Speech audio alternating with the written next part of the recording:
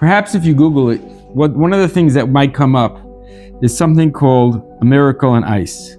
And that was the story of how the Americans defeat the Russians. The Soviets had a amazing, unbeatable hockey team that they did not lose since 1964, which is a long time. It's just before I was born. So New York Times at the time said the only way the Soviets are going to lose this game is if the ice melts and they all drown. But otherwise, there was no chance that they can win.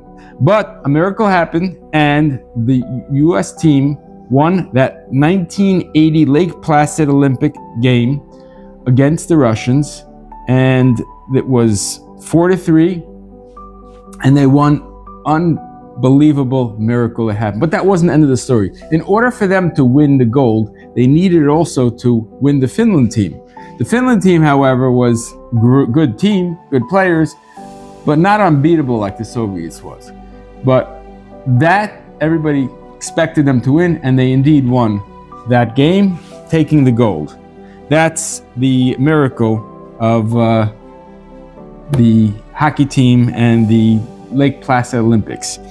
The Merriam-Webster's dictionary defines what a miracle is, and it says, an extraordinary occurrence that surpasses all known human powers and natural forces, and is ascribed to a divine or supernatural cause, especially to God.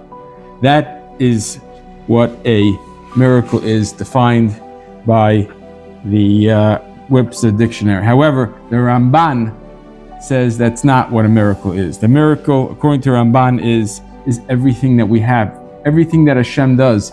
Look at nature, look at science, look at how Hashem made the world. That's the real miracle. The miracle is when we eat something and we're sustained, when we wake up, when we breathe, when we have children, when we are able to run, jump, play, learn, discuss. All these things that are seemingly natural are a miracle. There's no such thing as Mother Nature. That's the Rabbi Shalom showing his miracles.